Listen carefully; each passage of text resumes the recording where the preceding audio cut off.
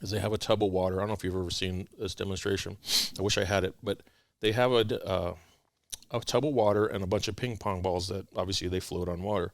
So you have to put your hand in the water and put in trauma, DUI, arrest, dead baby,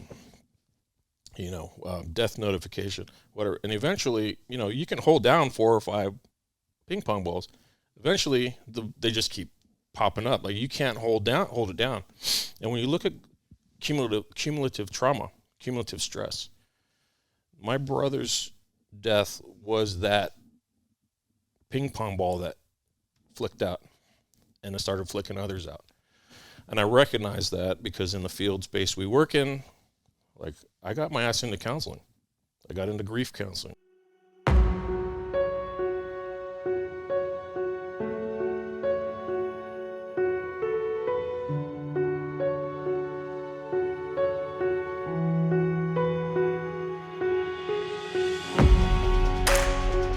Welcome to the Transition Drill Podcast.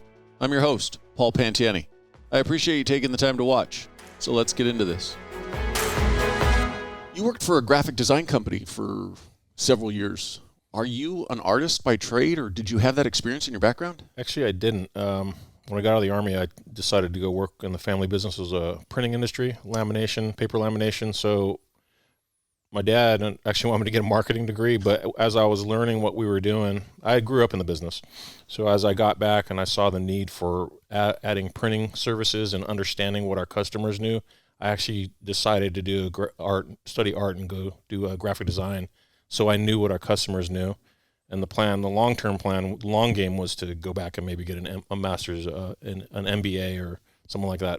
But initially I wanted to really learn what our customers knew so that I can grow the business. So you weren't an artist in the sense, you weren't a kid who drew growing up, anything like that? I enjoyed writing. I did enjoy drawing and art type stuff. I loved the crafts class. I obviously got A's and stuff. But I wasn't an artsy kid. I was more of an athlete. And actually, I enjoyed the art degree because coming out of the military and being in a very, for lack of a better term, a macho profession, it allowed me to kind of decompress some of the stuff I had learned and kind of learn a new way, and I really enjoyed it. I actually enjoyed the art experience.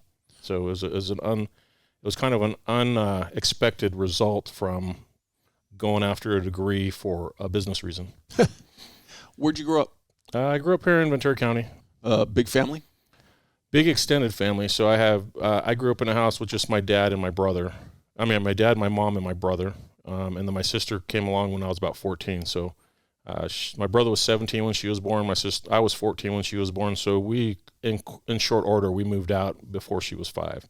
My brother had gone to West Point at the age of, I was 14 when he left. He was 18, and she was 6 months old when he left for West Point, and I pretty much was in the house for another 5 years or so, and then I left for the Army. His desire to go to West Point, was that something that he grew, like, whole time growing up, that's what his plan was? No, our only experience with the military was we had an uncle that was in Vietnam, so we heard a lot of his stories, and then we knew that our grandfathers had served in World War II, but we didn't know anything about what they did. Like, to this day, I can picture my grandfather's, the pinks and, what do they call, pinks and greens, the old World War II Class A uniform. I can remember it hanging in his closet, but we never knew. It wasn't something we ever talked about. And my brother went to West Point actually because of sports. So he was at a soccer tournament. He was actually part of the Royal High School 1988 CIF championship team. So they were at a tournament, and a recruiter came out, wanted to look at several players, and my brother was the only one that took him up on the offer. I think a couple of them might have gone and did kind of, they do like a preview weekend where they fly a potential athlete out to see the college, West Point Military Academy. My brother went, he came back, he saw it as an opportunity, and he went all in. So prior to that point, he hadn't been thinking military? No, none of us were. Well, at that age for you, so you're 14, just starting high school, what were you thinking was going to be your future? I had no idea. I loved aircraft, so I can look back. I always had, my dad was always into paper lamination, so all of my posters were always laminated in a nice 10 mil clear plastic. on my wall, and a lot of what I enjoyed was aircraft. So something that I always thought I would go into would have been aviation. Long story short, when my brother went to the Army, or West Point is Army, I was so mad that he left as a teenager because, like, my big brother, he's gone. I was going to go in the Navy. So, when I was about 17, I actually had a recruiter at my house, and my mom scared him away. Moms could do that. Yeah, she said, "Get out of here. I'm not signing anything for my son." So I actually tried college out of high school, went for 3 semesters, did horrible, and I decided. I remember sitting there one night. I saw the Army Be All You Can Be commercial. I'm sitting there. I went outside, sat on the little brick wall we have, had a cigarette. And I said, "I'm joining the Army." And I went. I signed up. Didn't tell anybody. Came back. Told my parents, "Hey, I got something to tell you." They thought I was going to tell them I got a girl pregnant or something, and I said, "Nope, I joined the Army." So that's how it all started. December 10th, 1992, I signed up. Now, did your dad serve? He did not, no. So was there any, I'll call it tension, when you and your brother went in? Oh, yeah. That's a long story to be told, but my dad was supportive, and he's always told us growing up, you go where the jobs are, you do what you have to do as a man. You live your life, and you go where you need to go. I don't think they ever intended or wanted us to leave. We grew up with a large extended family in Los Angeles, big family gatherings. We were a very close family, lots of camping and things like that. Sports, my dad coached us up to a certain age, and we were very close. So when he left, it was actually kind of traumatic. It was almost like a death. That's how we treated it. I didn't know about grieving and all that stuff back at that age, so it was just kind of this sadness around it, but excitement too, because, like, who goes to West Point? Who do we ever know that went to West Point? And it was just quite an accomplishment for my brother to do that. Are you looking back on it now as an adult saying that there was sadness, or did you recognize the sadness at the time? No, I knew there was sadness at the time. My mom didn't want him to leave. I had a lot of anger issues from it. Like, I was grieving. I didn't know, because I was pissed that he left, and I wanted him to be home. But as you grow up and you kind of learn these things, he did what he had to do to create his life. But yeah, I think it's more or less looking back as a man saying, "Wow, that was grief," right? And I've talked with my mom about it, and my dad too when he was alive. We've kind of talked how we treated it, how it affected us, and then when I joined, eventually, my mom eventually accepted it. I remember my dad actually one day had to sit them down and said, "You guys are going to talk," because they weren't talking. She was upset. Your mom and my your mom brother. And my brother when he was going to go. So she had already had the experience of a son leaving home. So by the time I did it, she was like, "Oh, great, here we go," but she supported it. She never once said, "Don't go, don't do it," nothing. So my parents were very supportive of our decisions. They never micromanaged us and told us this is what you're going to do. My dad owned his own business since 1975. He never once said, "You're going to come work for me." It was always very free flowing, and we blazed our own trails. So you went in 1992 enlisted, though. I went in and enlisted. So I signed up. I know it was December 10th, 92 when I signed on the dotted line, and then I actually left 29 years ago this week. February 10th I left. And for you going in at that time, what were you thinking? Was this a short-term thing, or were you potentially thinking, "I want to make a career out of this"? No, I was not career-minded at all. I actually promised my little sister, because my brother, when I was 14, you don't know. I remember being at the airport and crying, and my brother saying, I'll be back. It's just 5 years of college, and then I owe him 5 years. I'll be back in 10 years. So at 14, you don't really have the awareness that I'll be 28 then, dude. It doesn't. Well, at we'll 14, be men. At 14, 10 years has already been 3/4 of your life. Right. Yeah. So I actually promised my little sister that I'd be back. I said, "I'm leaving you're 5. I'll be back when you're 11. So kind of a funny story is about halfway through my enlistment, I was going to try to become a helicopter pilot. So I signed up. I did get an aviation job. I was an airframe mechanic. So I ended up in a aviation shops platoon and an airframe and a UH-60, a Black Hawk unit, and at the 101st Airborne Division. I love that time of my life, just being in the 101st, the history, wearing the patch, the camaraderie, working on $60 million aircraft. Who does that at 20 years old? That's what I was doing. I enjoyed that, and I promised my sister I'd be home. So I went to go. It was Army Flight Aptitude Selection Test, the AFAS test.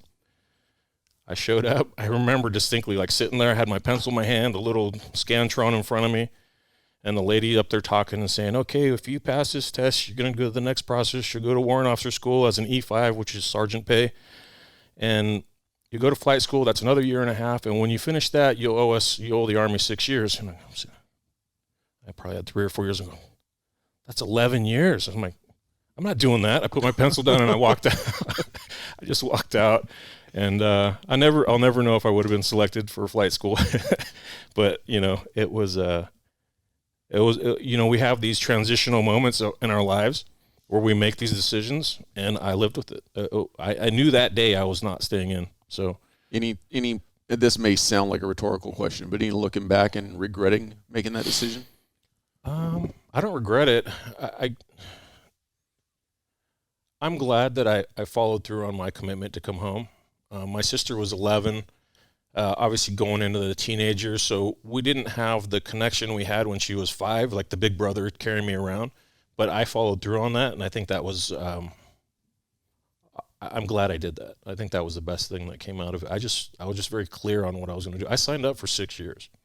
So I didn't go in and do a 3-year enlistment and then decide, I'll do another 3 more. I was locked in, like I was from the get-go. From the get-go, day one, I go, fuck, I got 5 years and 364 days left. The countdown. Who's counting? Yeah, nobody was counting.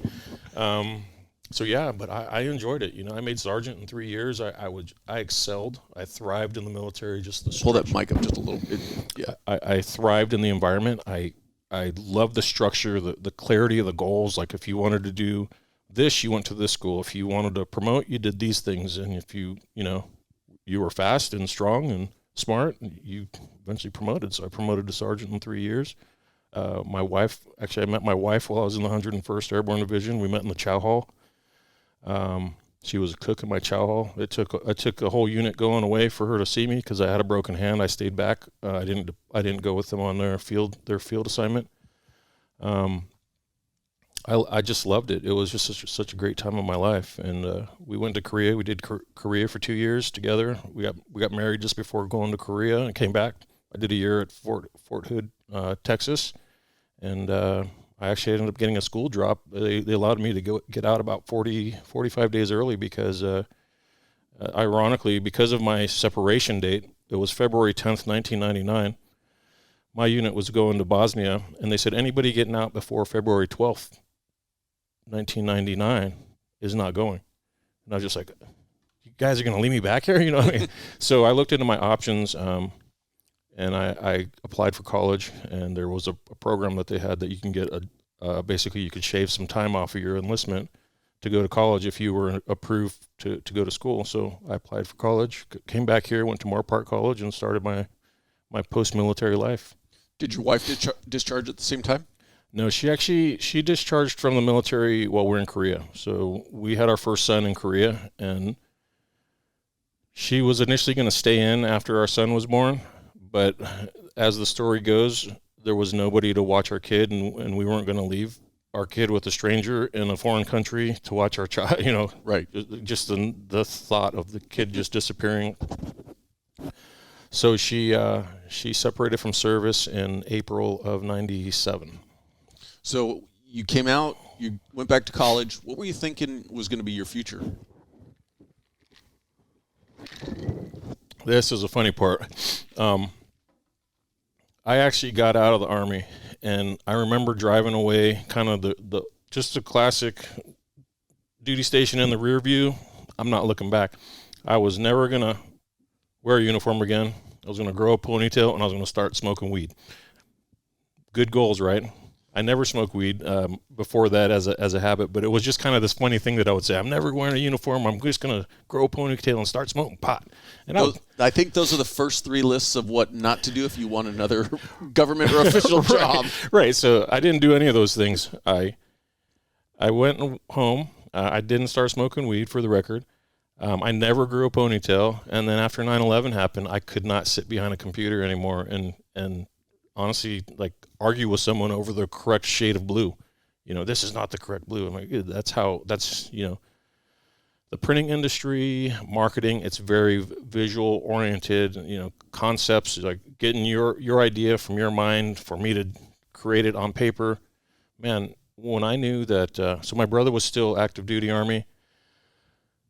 I knew I had been out of the military for, I think, about 2.5 years when 9/11 happened, and I couldn't sit behind a computer anymore. So I talked to my wife, I talked to my parents. I told my wife, I said, I think I'm going to go back in the military. I'm going to go back in the Army. She said, oh, no, you're not.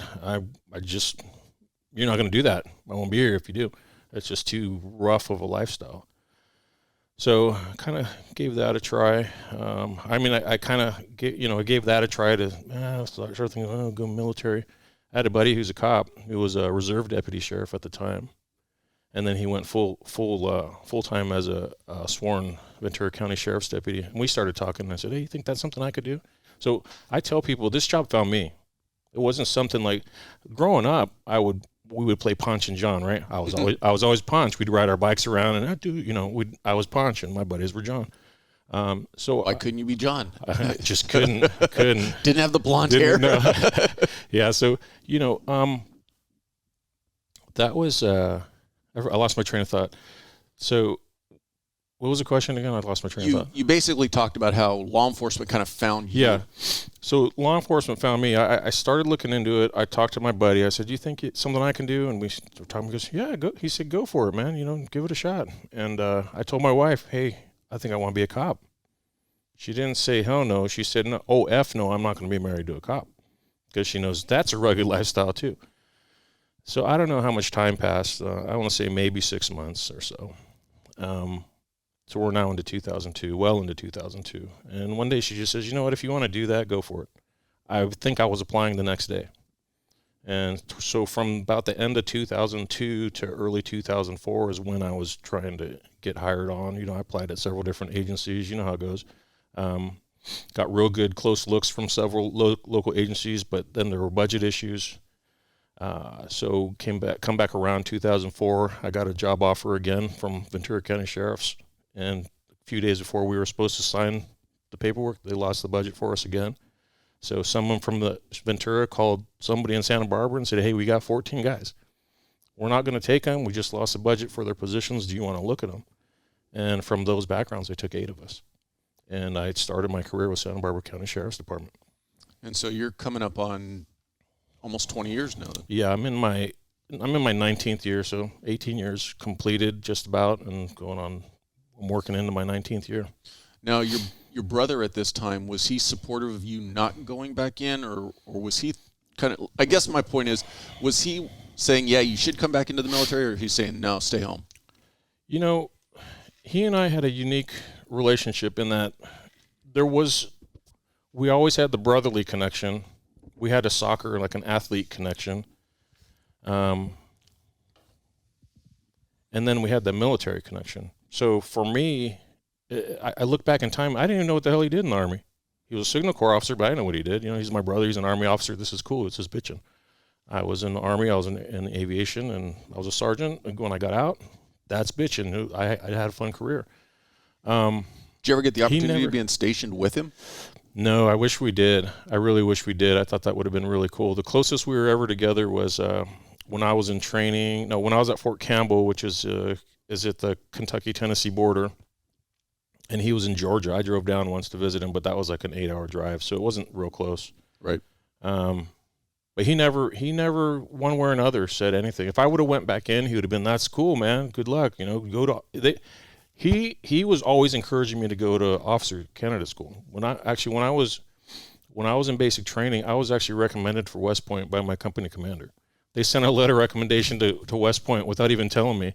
So I got this packet back and said, "Thank you very much for your interest in West Point. Here, finish all this." And I actually kept the packet for 3 years until obviously I was too old to go.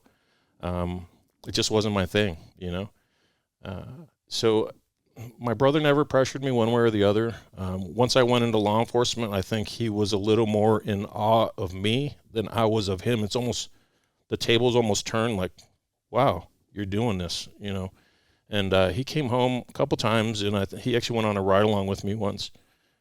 I think once, and I introduced him to everybody around the station.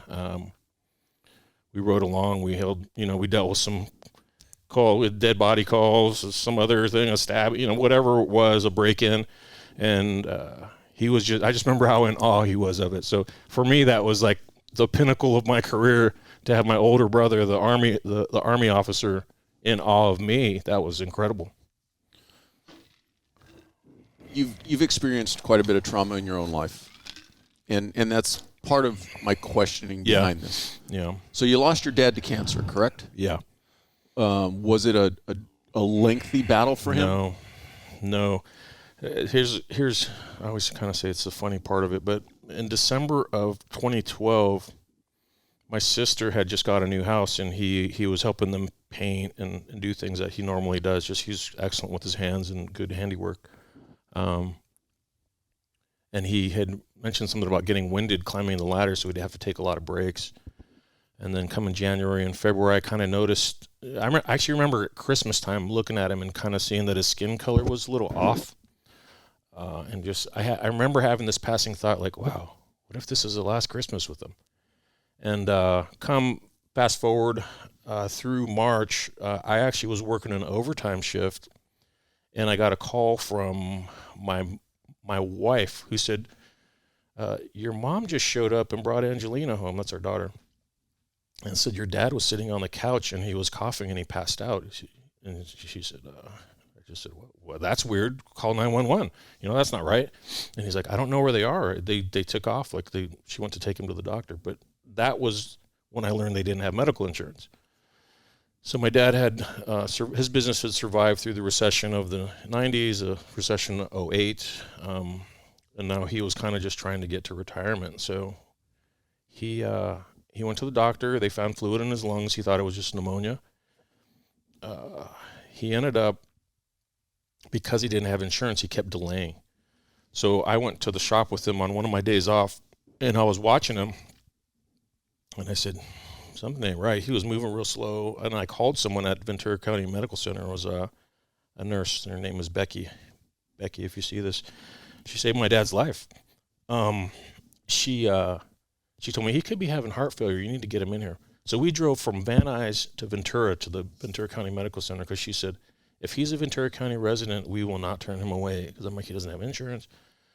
So we got him there, and I think he was in the hospital for a good week. So this was March 11th. We took him there.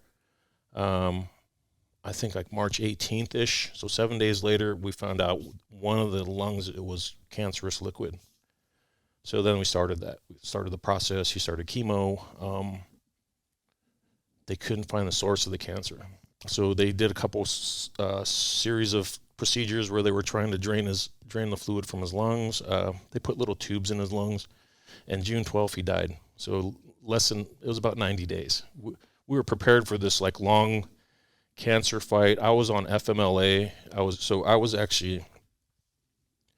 working as a cop.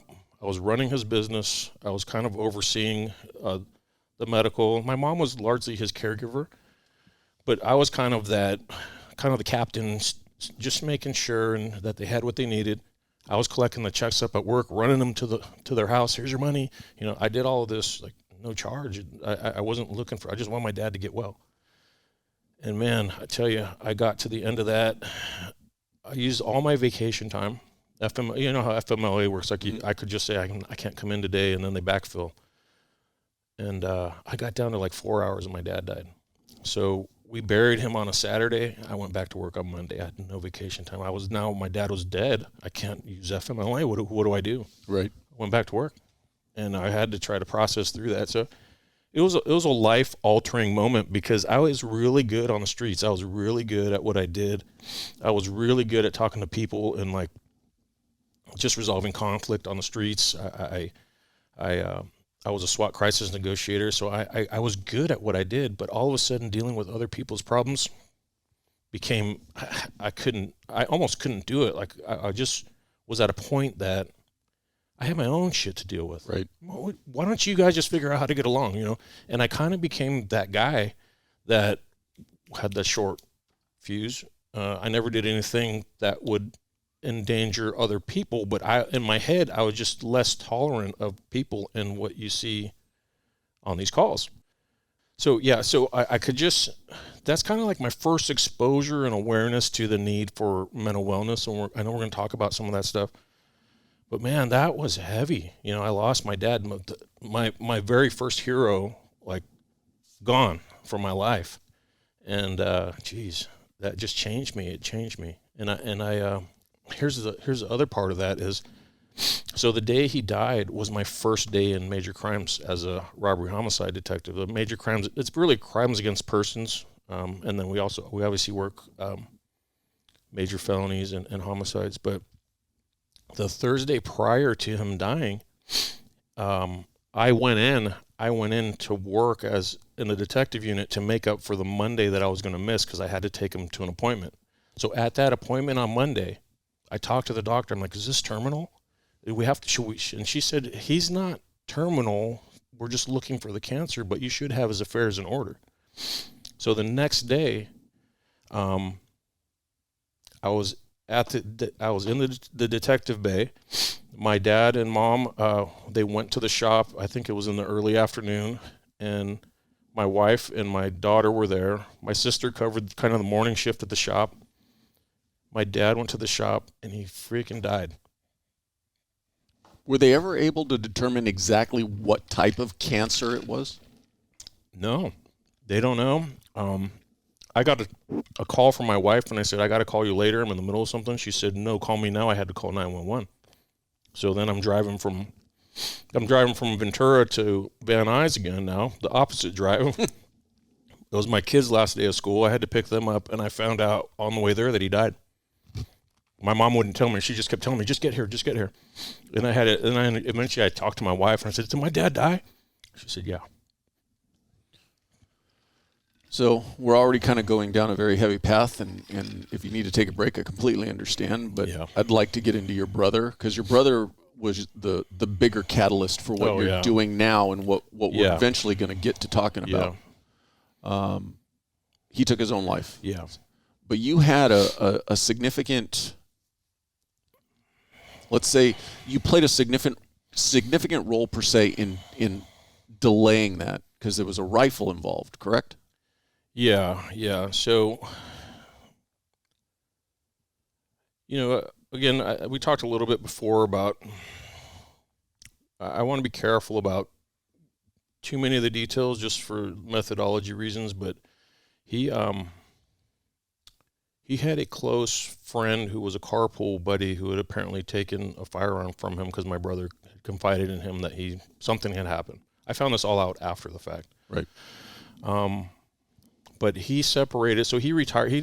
Talking about my brother, he retired from the Army on March 1st, 2013. My dad got sick on March 11th, 2013. He was already sick, but we didn't know. And then he died on June 12th. So my brother, he retires, my dad dies, and he's in transition looking for a job all at once. I mean, so he had his own, I had my stuff to deal with, like work and family and keeping my shit together, right? My brother had his stuff that I didn't understand. He was in transition from the Army. I thought, man, he's a lieutenant colonel. Who can't get a job as a lieutenant colonel, right? He's going to walk into some executive job, no problem. But he had a struggle, man. He was unemployed for like the first year of his, I think maybe 6 months of his first retirement, portion of his retirement. He was the classic, what we're seeing on LinkedIn, all these folks that are 40, 50, 100 applications and not even a callback. He was getting to the final interviews. And if it was a technical job, he was underqualified because he was a executive. If it was a management job, he was overqualified because he was a lieutenant colonel. So he was in this weird situation where people wouldn't give him a nod. And if you look at his resume, I mean, he could be an ambassador for our nation to a foreign country. So one of the things looking back, I think like he needed to dumb his resume down.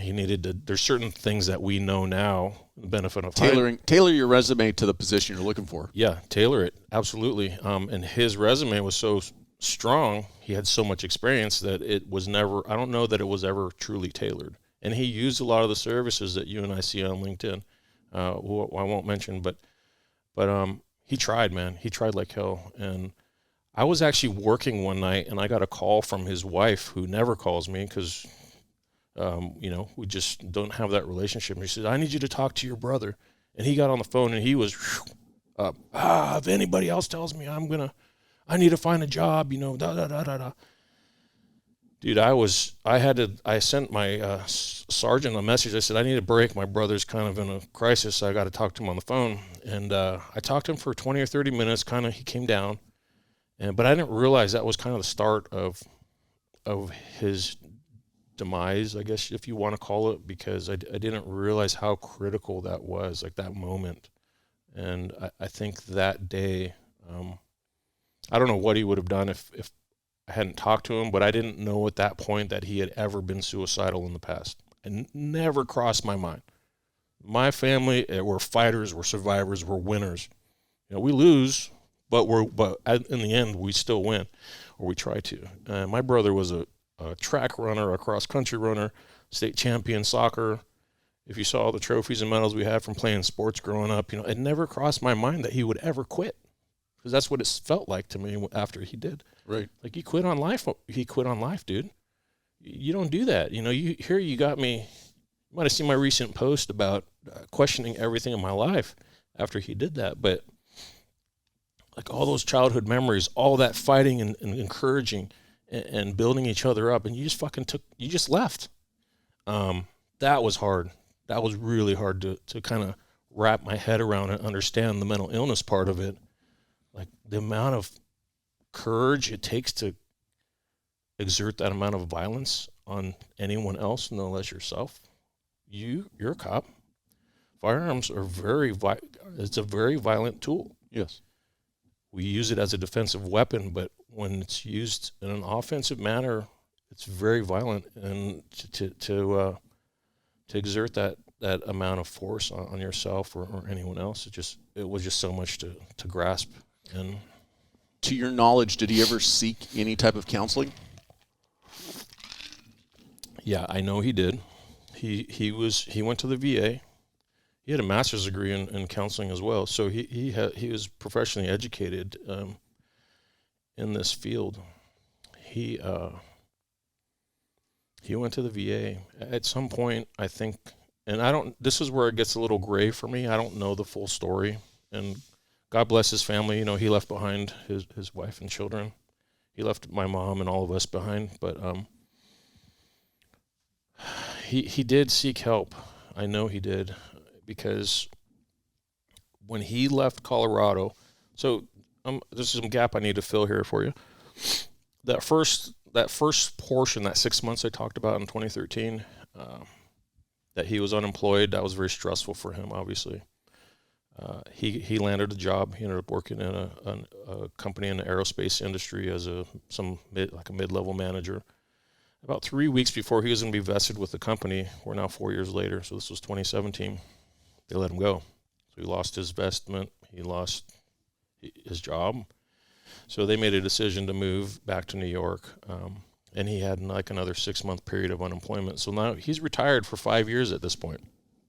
We've lost my dad. He's been unemployed for a year of those 5 years. He lands a couple jobs. He actually ended up getting a job at the New York Military Academy. I don't know if you're familiar with that. He was going to be either the lead instructor or commandant or something at the New York Military Academy. That's not West Point, though. That's not West Point.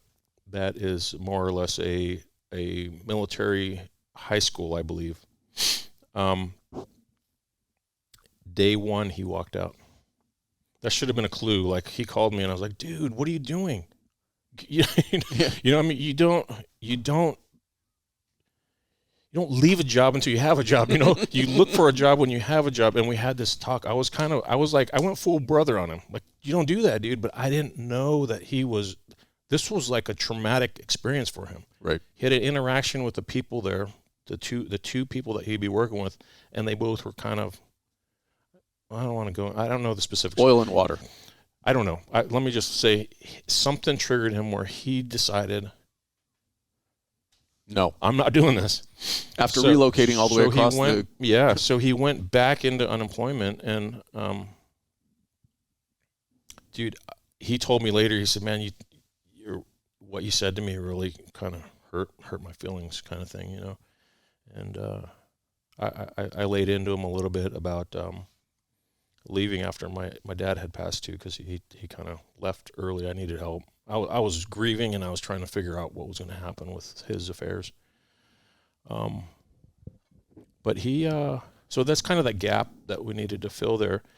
So at some point in there that I was unaware of, that he had this. I don't think anybody was aware in his family, my family, nobody was. But he had confided in several different people that we didn't know, and it came to light after. So he fought. I really believe he did fight for his life, but something happened that won over his desire to stop his pain and leave us, and that I've reconciled that now, and I realize that that's, it's not my decision. It was his decision, but it hurts tremendously. Well, and a year ago, I couldn't sit here and even talk about it with you. I think you bring up a great point for those who have been left, is that unfortunately you'll never be able to have the ability to be inside of him and what he was going through. And everybody's path is different. And it's easy to kind of look back and be upset and mad at them, but we can't judge them per se because we weren't them. Right. And that's, I think, what the whole point of moving forward is try to bring out the fact that everybody might need assistance. Right. And ask for it if you're needing it. Yeah. So he took his life in what year? 2018. So it was. I sent you some pictures so that to give you some context. The picture of a group shot with us holding shotguns. I was actually in firearms instructor school. That was in March of 2018. And I was sending him pictures of me with guns and stuff, and I didn't know that he had this in his mind, So April 3rd of 2018, he did it, and that's the significance of that photo. That I was still really building my career. Like I've always enjoyed. I've been around firearms for 24 years now, combined military and law enforcement. And I thought this is a great logical step. I love coaching. I'm a soccer coach. I love teaching. I love training. So I found some niches in teaching, being a firearms instructor. I'm not the best shot, I'll tell you right now, but I'm a good coach because I'm not the best shot. I know how to work with struggling shooters. I love shooting the rifle. But the point of it is that I was building my career, and we were like fighting. We're fighting for this together, right? We're in life. And then he just gone. Blew me away. Like, no pun intended. It literally just, I'm like, what the fuck, man? Here I'm sending him pictures of me with guns. I'm going, did I cause this? Did I say something? And everybody in his immediate circle, I'm certain, started questioning, what could I have done? What did I miss? And I think that's a normal part of the process. And everybody kind of reaches that acceptance in their own time.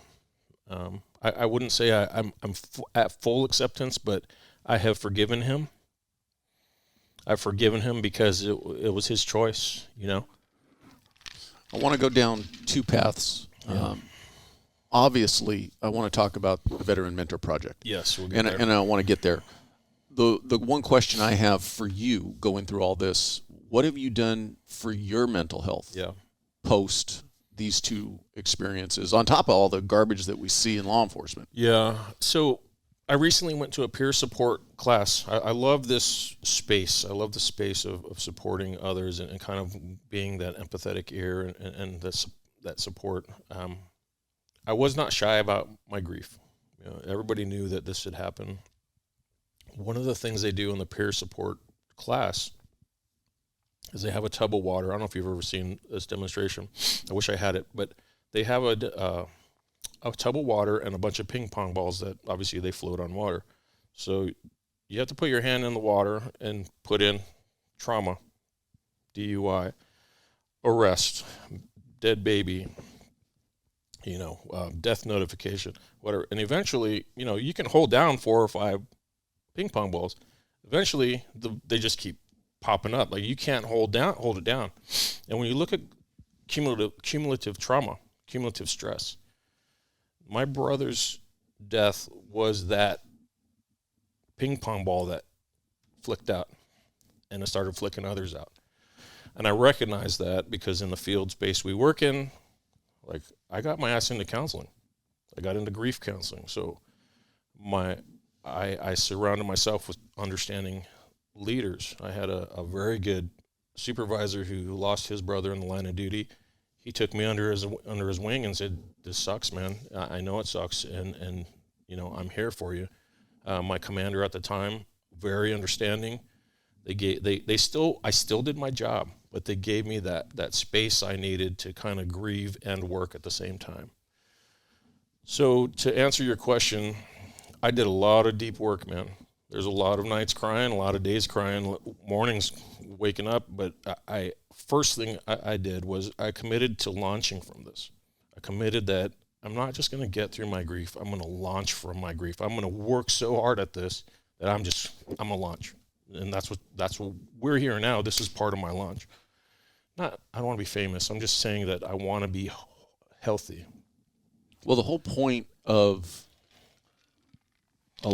what I'm learning through my process and this journey of this podcast is you have to find that next mission. Right. You've got to find that next purpose that makes tomorrow important. Yeah. That's exactly it. You know what? It took me 2 years. I'm on year 4 now. April 3rd will be 4 years. It took me 2 years to even be able to talk about it without crying. I'd be like, my brother, my brother. And I say I do it with kind of the cry face because that's how it was, man. It was just there. It was just there, like right there. And so I did the grief counseling. I called an organization called Stop Soldier Suicide. Fantastic organization. They find counselors in the area through the Give an Hour program to hook you up with. And I had a grief counselor for that year. I did a lot of work, and it got to the point where... Is this another nonprofit, or is this through the VA? No, this is nonprofit. So the nonprofit is filling these gaps for these things. And Stop Soldier Suicide is really designed for family members and soldiers, but it's available to family. So I was able to get my family services through trauma-informed counselors, which is important, right? You got to look for trauma-informed care. You got to be connected with people that understand the grief of trauma. And about 2 years into it, I started talking with different people and kind of, what I was going to say is it got to the point that the counselor and I were literally just sitting there looking at each other, and she, and she goes, is there anything you want to work on or talk about? And, I kind of like, no, I mean, I think I'm pretty good, so I went from like planning my week around when my next appointment was to actually forgetting about appointments. And that's when I knew I was starting to get a little more healthy. Like it wasn't at the front of my thoughts. I immersed myself into the veteran and first responder, kind of the mindset of who we are and how we get to these places. And keep in mind, in my career, I've been 1 degree or less connected to about 6 or 7 other suicides. I've been the guy that's gone in and found the body on the ground. We've had coworkers either attempt or complete suicide. There's a program that was fantastic. So in talking to these people and showing some vulnerability, I learned of other programs like the Save a Warrior program. I don't know if you've heard of the Save a Warrior program. It's a 3.5 day immersive program where you go, you turn your cell phone in, and you're in a bubble for 3.5 days, and you deal with your stuff. Without telling your story, you deal with your stuff. If you share what you want to share, but you can do that. Recently, there's a program called 22-0. You've probably seen them on LinkedIn. Fantastic the way they deal with the stress that's trapped in your brain, the stress that's trapped in our amygdala. They talk about the lizard brain. As cops, when we go through fight or flight, we're unique creatures, because what I learned is that I could be upset about a paper cut, but because of my training and experience, my body still goes into fight or flight like I want to save my life.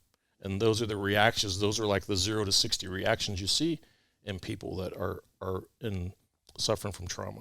So to answer your question, and the shortest answer I can give you is I sought help. I sought help and support, and I allowed myself to be vulnerable so that I didn't end up in a box like my brother did. One of the questions I tend to ask is, did the first counselor click and work with you, or did you have to go to multiple counselors? That's a good point. We clicked. I had a guy that I had been that I knew already, just someone that I had talked to in the past. But I clicked pretty well quickly with this person mainly because they were trauma informed. In the times in the past, like if you ever have been to marital counseling or any sort of grief counseling or a group session, like I'm not into that stuff because you don't know, like it ends up being a comparison thing. And like if you're going to sit there and say, I lost 2 brothers to suicide and I lost 1 brother to suicide, then I'm going, oh man, that guy's worse than me. What am I doing here, right? Or it was worse for him.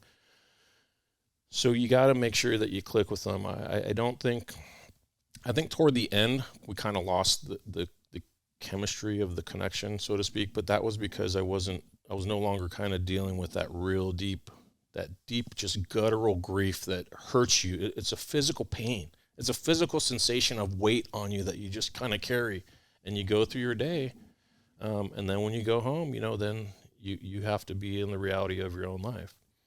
The busyness of work, the busyness of law enforcement, task-oriented, mission-oriented, boom, boom, boom, boom, let's get it done. Good. But then when you get home, then, that's the hard part. So I sought help. I'm not shy about telling others that I did that. I think it's important for men and women, especially in our profession, to be able to speak freely and say that they did that. Well, you also hit on a great point, too, is you got the support from your peers in your agency in the importance of seeking help. Yeah, my command was good, really good about it. Matter of fact, the day my brother died, this is kind of a side note, and I want to give a shout out to my DCI. He knows who he is if he's listening. He was my commander at the time. They all stopped what they were doing. My commander, my supervisor, they sat in the room with me. I couldn't make a decision at that point if my life depended on it. I didn't know, like, Pull that microphone back. My daughter, or my brother's youngest daughter, I'm directionally challenged here. My brother's youngest daughter was going to college at Santa Barbara City College. My mom was down here in East Ventura County. So I'm sitting there going, do I go tell my mom first and then get my niece, or do I go get my niece and then tell my mom? Because I got the call from my nephew. He called me. I'm sitting there, dude, I was writing a search warrant. I got the call. I had to go back and finish that. That was another story. But they stepped in. My commander said, I'll drive you. We're going to go get your niece, and then we're going to go get your mom. So it worked out. It was a tough day, man. It was the toughest day of my life. And I did the death notifications. This is still relation to the command, the support of the command. I took my gun off for the ride to Santa Barbara because I didn't want to be a cop. For that moment, I wanted to be a brother. I'm like, fuck, I got to deal with this. So we drove up. Obviously, it was a little emotional drive. I'm kind of trying to figure out what I'm going to do. And as soon as we got to the campus, before I contacted my niece, I put my gun back on because it was time to do work. I had to do the notifications. And that was tough. But when you go into work mode, I held it together till about 11 o'clock that night. We drove. It was horrible. I drove with my daughter, or my niece, sobbing in the back seat with her. Got to my mom's house. Cloyce was with me the whole time. He's right behind me. I get in the door, tell my mom. My mom collapsed. Got her to the chair, and then the rest, it was just the same, more of the same. Right. People arrived. I tell them this was what happened. So I was in work mode, Dude, once I got home, it must have been 10 or 11 o'clock. I took my gun off. I collapsed. The support of the command after that was very important. They gave me the time I needed off. I had regular check-ins from my own supervisor. He knew it was tough. Peer support, their supervisor, he checked in with me periodically, but nobody ever made a super big deal about it, and they allowed me to grieve, and that was really important, because when I look back, if I was a street cop at the time, I don't think I'd still be a cop. I had the benefit of working for an agency that was supportive and allowed me to still do my job, but also understood that I had to work through this. And that's just huge. I can't even say, if I had to push a black and white after my brother did that, I seriously don't think I would be a cop today. Because the job is just so stressful. Right. Not that the DA's office is not stressful, but but I'm sorry. Do we have a paper towel or something? Let me get you one. But to your point, yeah, it's huge, and that's one of the reasons I wanted to go to a peer support course, to make myself, to be legit. I talk to people all the time. Anyways, why not get that little umbrella of confidentiality that we can have and really support people through stuff. Everybody has something going on at some point. Did you become a peer support counselor at your job before starting Veteran Mentor? Mm-mm. My career is kind of funny. I was actually accepted into peer support when I worked at VPD, but then I left before going to school. So I've always kind of worked in that realm, because I was a crisis negotiator. I'm trained in CIT, and I've been an instructor and a speaker there. I've always been part of one of my collaterals. But after I started the Veteran Mentor Project, and doing a lot of this deep work myself, is when I finally found a local program that is paid for, that I finally went to the course, and being that I work on the training unit and admin, it allows for that. And I think it's a very important need for an agency, because we have to be able to talk with our peers about things that only peers would understand. Because you can go to a counselor, and like you had mentioned, clicking with the counselor, if they're not trauma informed, or they're not prior service in some way, shape, or form, you're not going to click. And so I think with peers, it might be a little bit easier. It's not always easy, because I think in law enforcement, there's you have to really build the trust, and they have to know that you're the person that is like a steel trap. You're not going to go blabbing what they just told you. So there's a lot of trust building that goes involved in that. And I did it after. And what I do with the Veteran Mentor Project, I've been in contact and counseled over 24 veterans over the last year or more. I started out doing peer mentor with the TAPS program. It's a tragedy assistance program for survivors. It's a nationwide network it's a nationwide nonprofit, and what they do is they have peer support for military loss specific. So they have combat loss, accident loss, and I'm on the suicide loss side. And I've worked with 5 other men that have lost their brothers the same way I did, and or not the same way, to suicide. And I made that clear to them. I want to be available for other men that lose their brothers, and because I had a peer mentor that lost his brother to suicide, and it's important to understand that brother connection. Right. Like you can't connect with a mom or a dad, because your sibling loss is so unique. I don't know if you have any siblings, but you have so many shared experiences that now, like if you look at the table as our life, his life ended here, and I still go. I'm the only one that has those memories now. Right. Shared experiences, and that's something that a lot of people don't understand, because the questions to me as the brother and kind of we live in a patriarchal society. So in short order, I went from being the youngest man in my immediate family to now I'm the oldest man in my family. And the question is, how's your mom? How's his wife? How's the kids? How are your kids? But never, how are you doing? Right.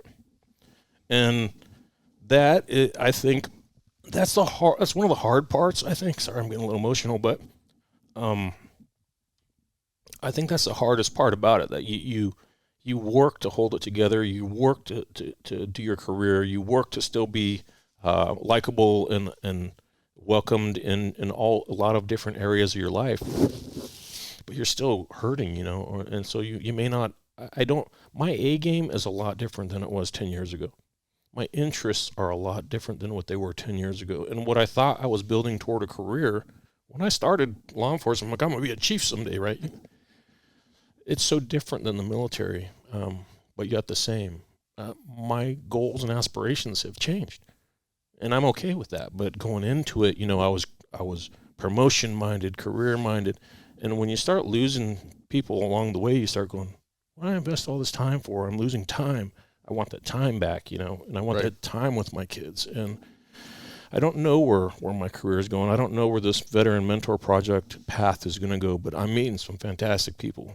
And I'm meeting a lot of people who are also passionate about saving lives.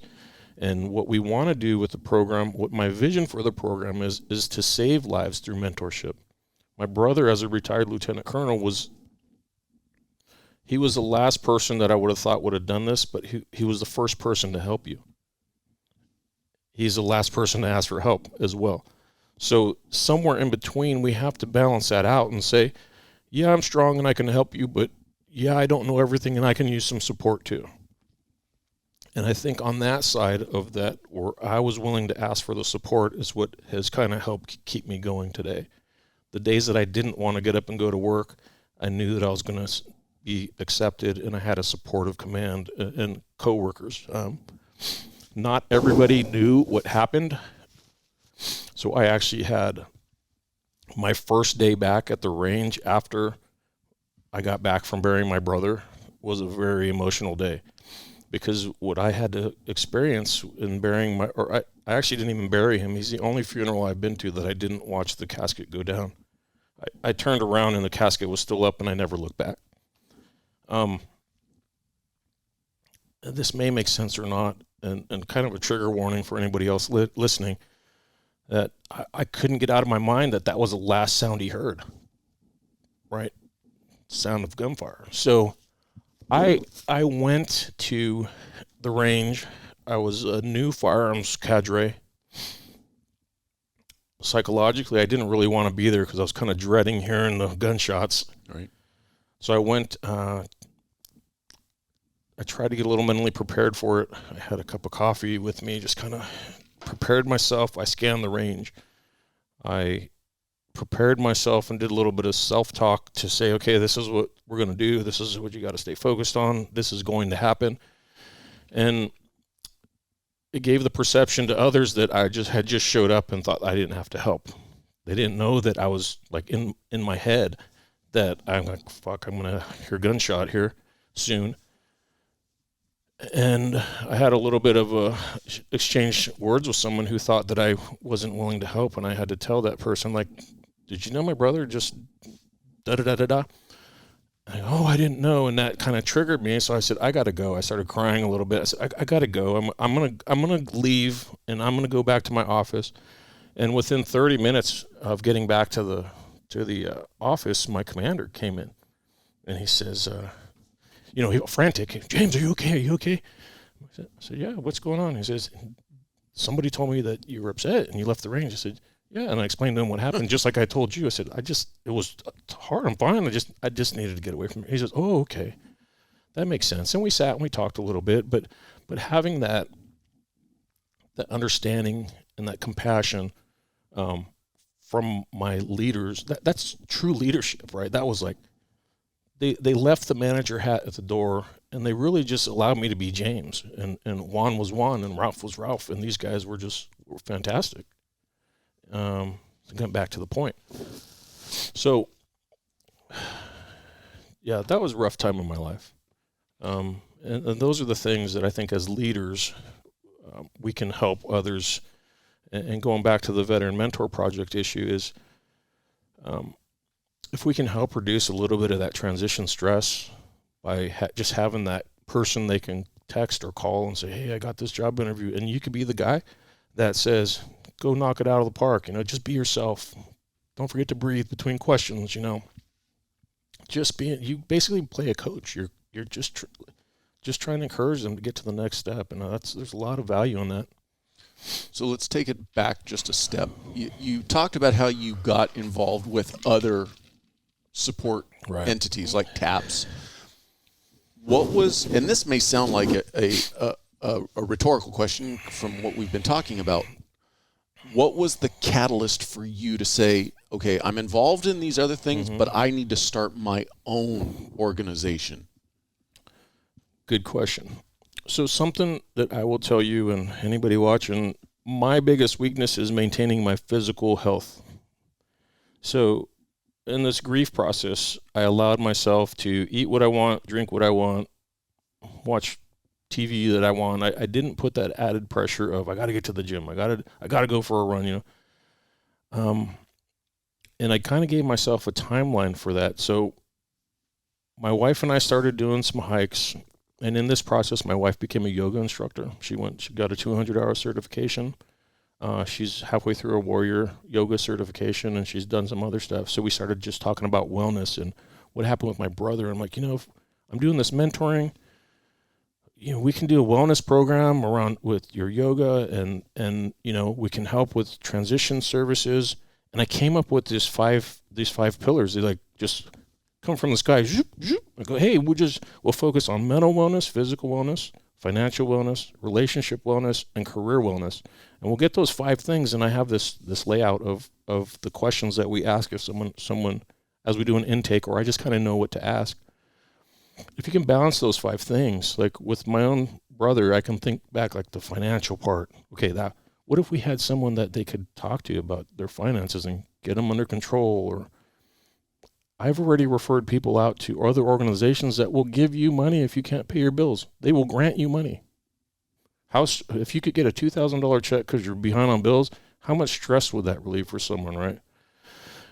Our network has people that do resumes and recruiters, and a lot of times folks just need a point in the right direction. So I wasn't even on LinkedIn when this all started. I literally started my LinkedIn page like the day after my wife talked about it. I said, we're going to start a nonprofit. We're going to mentor veterans and first responders in transition because my brother did this.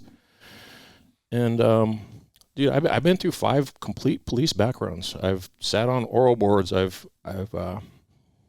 been hired by, 4 agencies, 4.5 if you count the one that I lost a job offer. I know how to do it.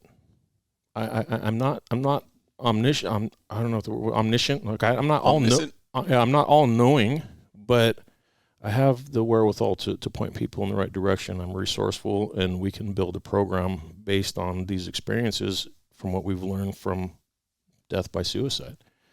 And I really believe that by providing that support for someone, it can prevent that demise. It can prevent that outcome. And I think that's really the driving force behind what we're doing, is that I want to help reduce the stress to save lives.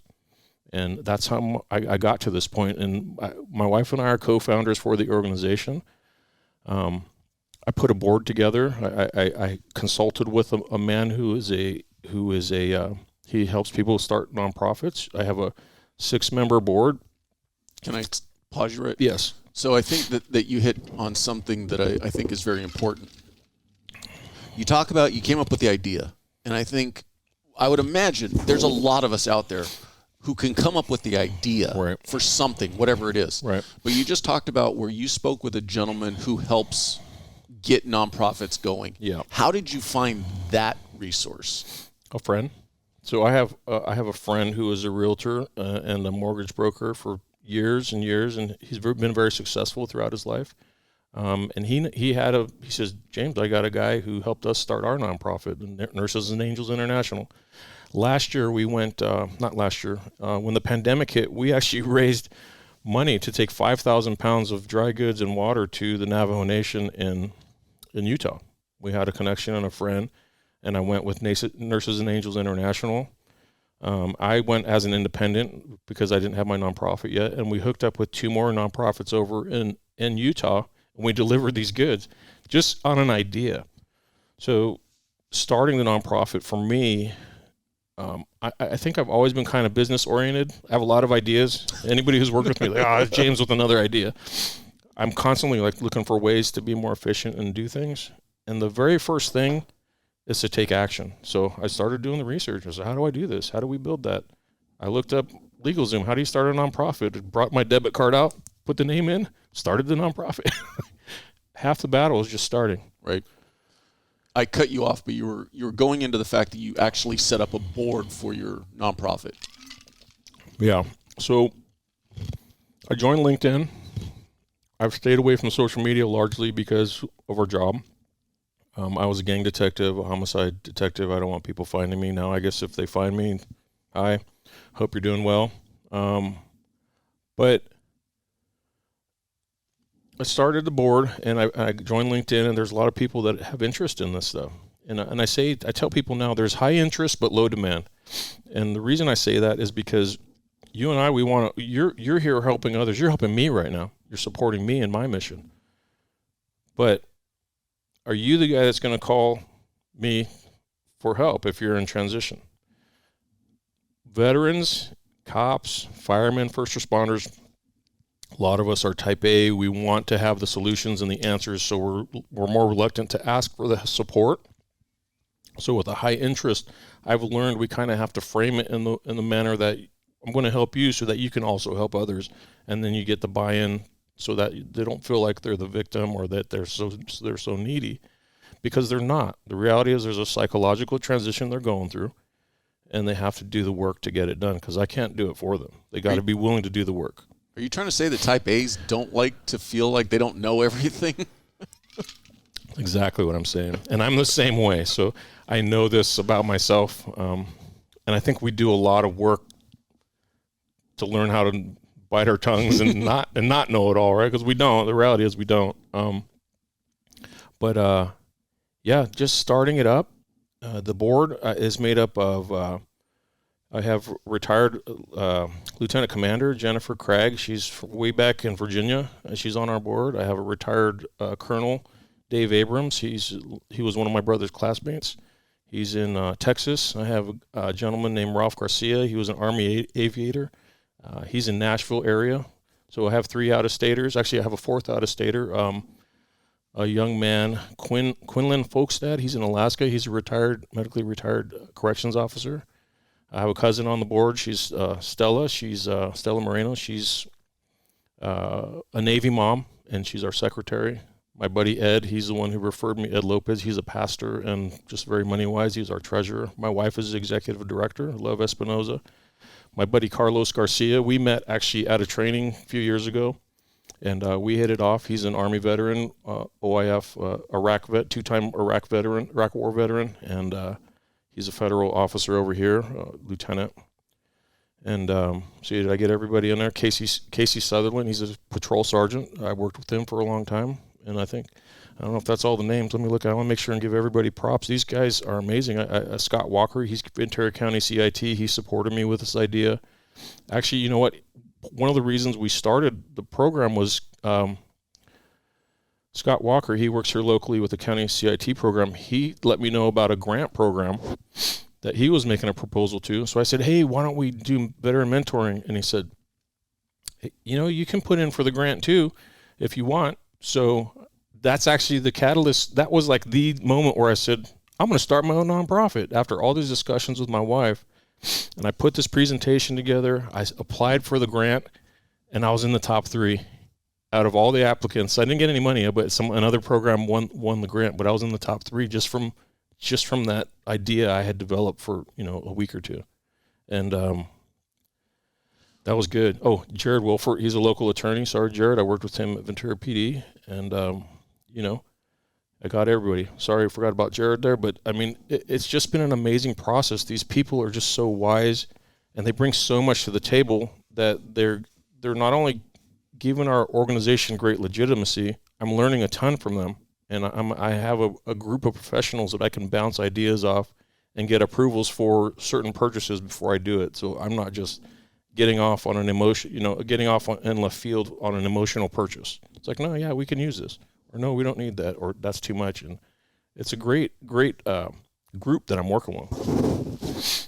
Was the idea to put a board together, was it suggested to you, or did you kind of instinctually know you wanted to put a board together? We talked about being type A, right? So I wanted to do it on my own, but I wanted us to have legitimacy. So I think the law requires 3 board members, a president, a treasurer, and a secretary. To be a nonprofit? Yeah. I'm pretty sure that's what the law is. So I could get away with it, you doing 3 people, but hearing that I have retired colonel, lieutenant commander, police officers, attorneys on my board, just when I say it, I'm amazed that I have this team to work with. So to answer the question more directly, the gentleman that I met with, Ray, he suggested, he said, you need to do this, at least 6 members, and do this. And there are two things that the board needs to focus on, is raising awareness and raising funds. That's their sole purpose. So they're our voice, our eyes and ears out there. So they're supposed to raise awareness and raise funds. And really, it's been really successful. But in terms of interest, we're still looking for that major donor that would really buy into what it is we want to do. So what we've already done is we've purchased 5 suits for veterans that were in transition. Well, I bought myself one. So 4 for in transition and 1 for me to test out the product. But we've flown someone from out of state to attend the Save a Warrior program. I referred out or talked to personally over 24 veterans, and we've signed up I think we have maybe loosely about 10 mentees that are teamed up with a mentor right now. And I have 33 mentors on a list just waiting to talk to somebody. And, like I said, high interest, low demand. When the calls come in, we just I usually talk to them and we try to pair them up, see what their interests are. So I have a couple people in the queue right now that I got to get teamed up. The people that agreed to be board members, did you literally cold call them? Yes. So these are people I know.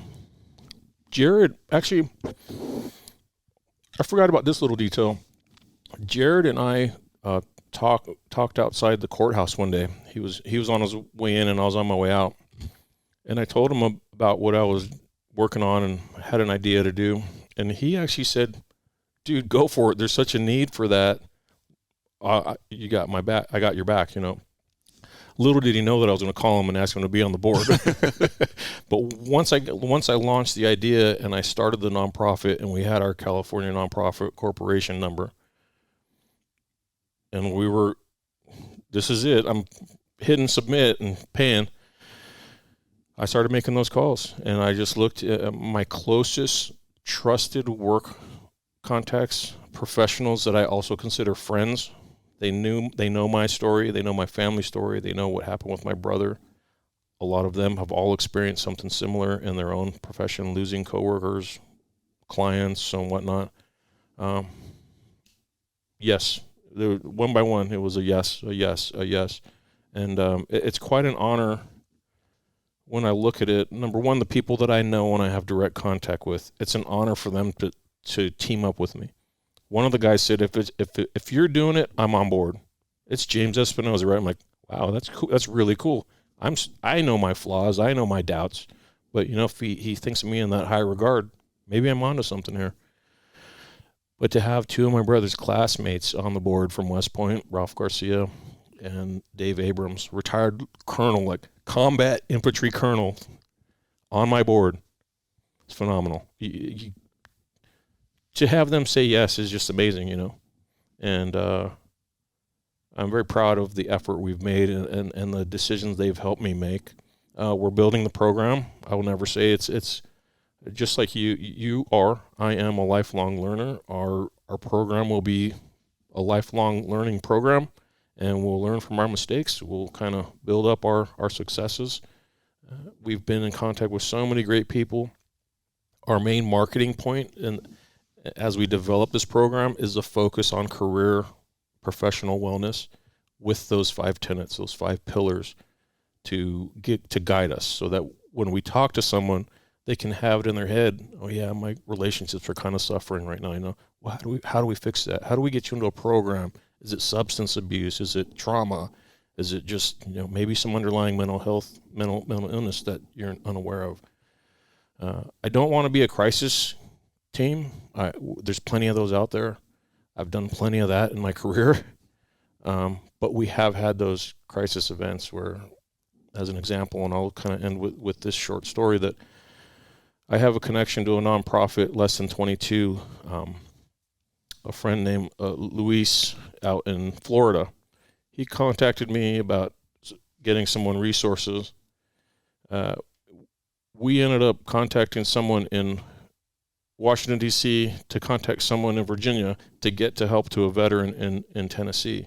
And when you look at, when I first started the organization, the interest was for the local grant. But veterans are not just local. Like, we're not going to get a clamoring of people knocking on our door for help locally.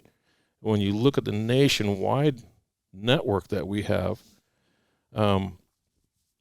that's where the strength is. When I can call someone in Florida who can reach out to someone in Virginia that can get someone to Tennessee. Actually, I forgot about the CME guy.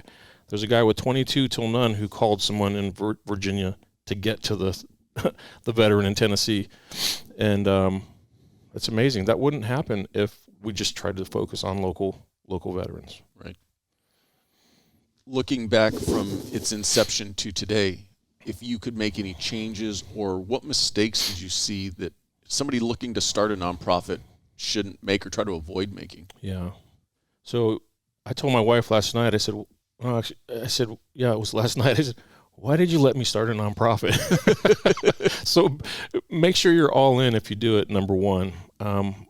But have your business plan, have your model done and complete. Have any professionals that you want involved, have them review your documentation and kind of your program beforehand, because we launched and we're doing it, but I'm still building out what we're doing. Like, it's all on paper. We recently approved our bylaws, so it took a long time. If you know how to do a nonprofit, sorry, got a burp there.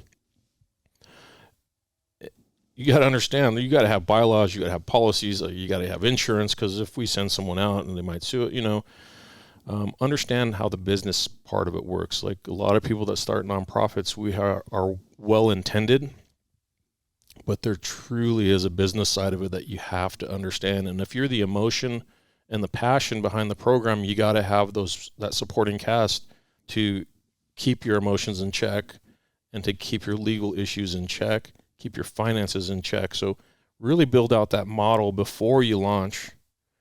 As one of the things we did was we launched while we're building. And that, I think there is some hesitation for some to really market us, because they say, well, we're still building. Let's wait till we're all set, till everything's done. I'm doing it now. I've already talked to 24 veterans. Let's just get it done. But they're right. We got to complete our plan, right? And the advice I would give was no, just like I said, have a good supporting crew, have your business model done, have your professionals lined up that you're going to consult with to make sure what you're doing is obviously legal, ethical, and you understand the rules, because there are certain reporting dates I got to meet for minutes and for finances. We're getting our taxes done right now, and like you, I'm guessing I'm $3,000 or $4,000 into it. We've raised, I think, maybe $5,000 over the year just with the word of mouth stuff we've been doing. But we're looking for those bigger donors, right? We're looking for the grant money so that we can with high degree of confidence know that we're going to be able to support those veterans that come to us and not always have to refer them out.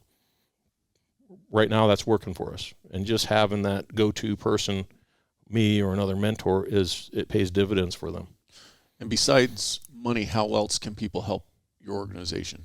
We're always looking for mentors. So if you're a first responder who's transitioned already, you're a veteran who's out of the military, or you're in the military, you want to mentor someone that's in transition, we would welcome that as well. The thing is, though, someone that's active duty is not going to have those experiences, those shared experiences of the struggles of transition that others have had. And I think that's an important part of the coaching process, that you have to be able to reassure people it's going to be okay. You're going to get this. Let's tweak this a little bit. Just let's practice some interview questions.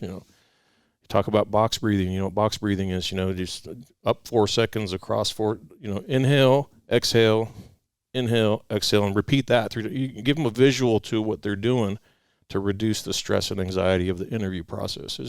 There's so many little pointers and pro tips you can give these people, for us especially as kind of older, experienced professionals. I forget sometimes when I'm stuck in my own head how much I have accomplished, and I don't look at it as accomplishments from the standpoint of I want people to say, you're so great.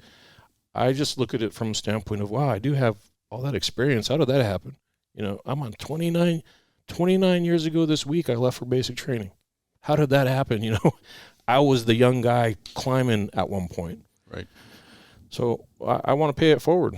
My brother, before he died, he talked about going into consulting, and he was just a fantastic coach and motivator. So I think that has inspired me to want to do that. He was kind of the happy-go-lucky guy, and if you know me, anybody who knows me who's watching this, I'm a grouchy guy. I was the grouchy brother, and because he was always so happy, I was like, what are you doing that for, man? And that's kind of, that was my personality. That was our yin and yang. So I love the coaching aspect of it. We welcome mentors. You may be a guy I call and say, hey, I got this guy that is interested in starting a podcast. Can you talk to him? And sometimes as a mentor, that referral out, it helps. And it's a 30-minute talk for you. I follow up and maintain the relationship. And if they got another interest, I find the connection.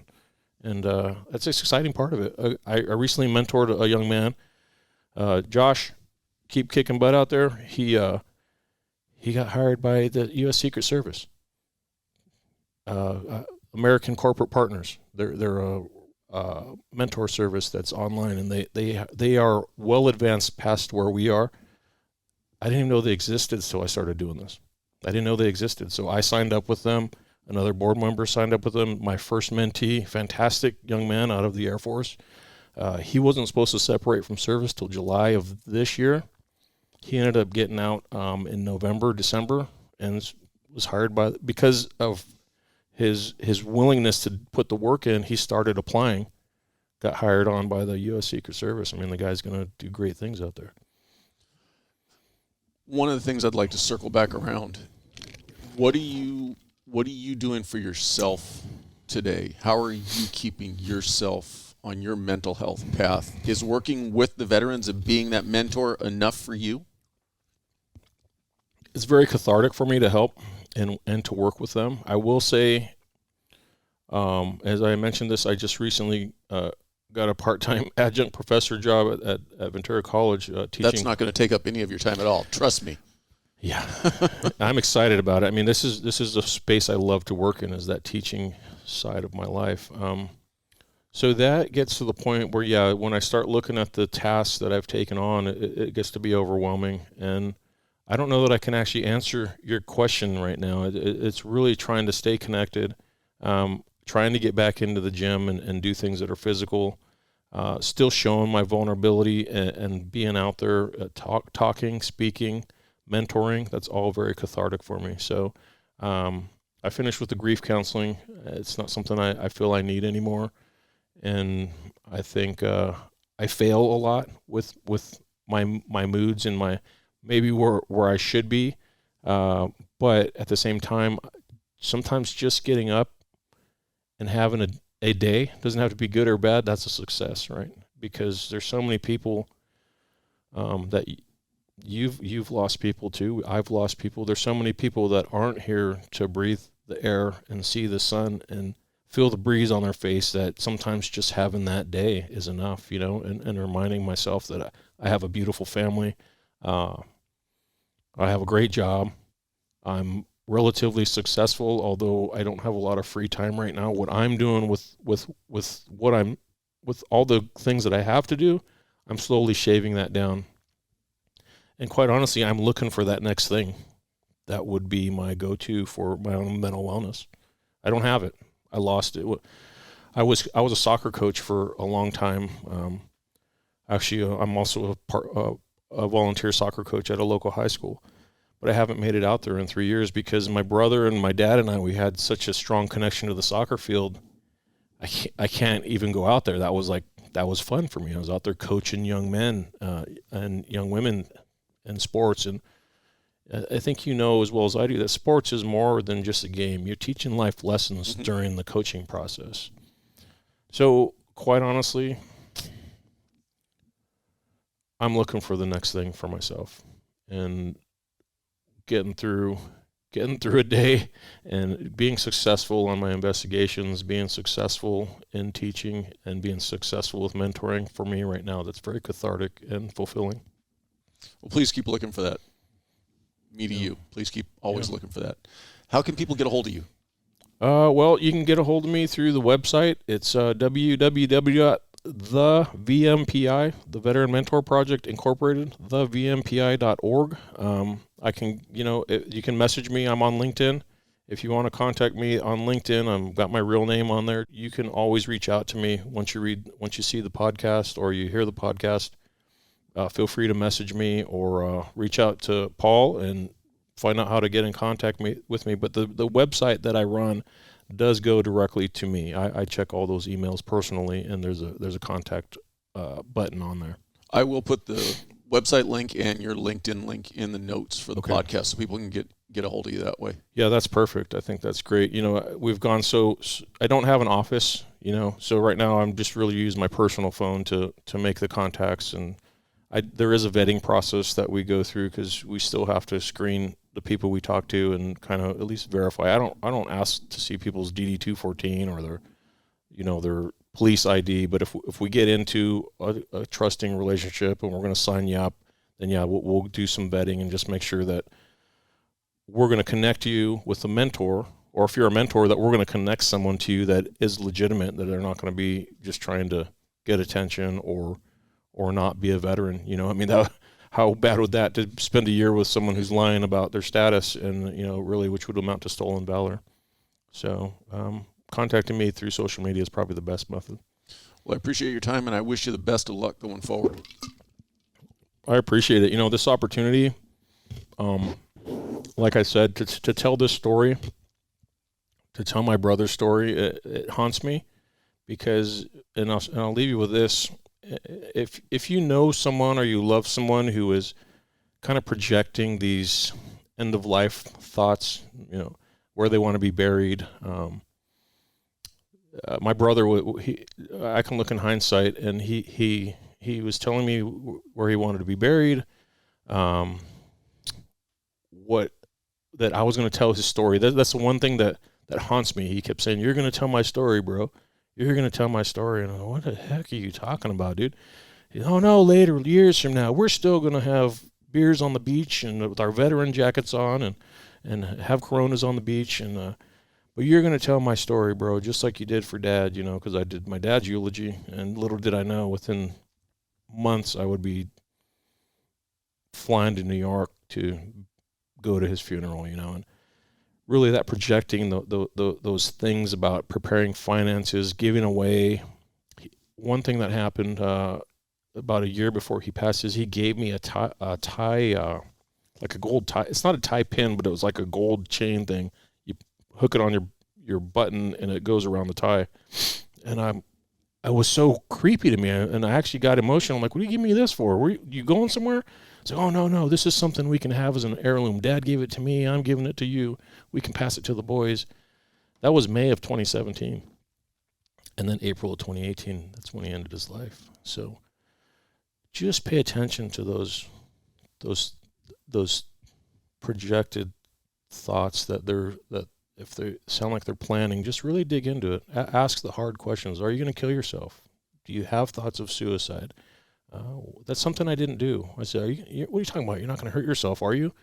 And I learned now that's kind of wrong, because hurt is different. Like he wanted to end the pain. Let's understand that. And I have real lived history with that in my job too, with others doing that when you're trying to work with someone who's in mental crisis. Those are real signs. So just listen to your gut, listen to the instinct, find services. There's so many nonprofits out there. There's so many services that are available to us, we can connect you. We can get you some support and help. There's a lot of help out there. Again, I thank you for your time. Thank you, sir. Appreciate it.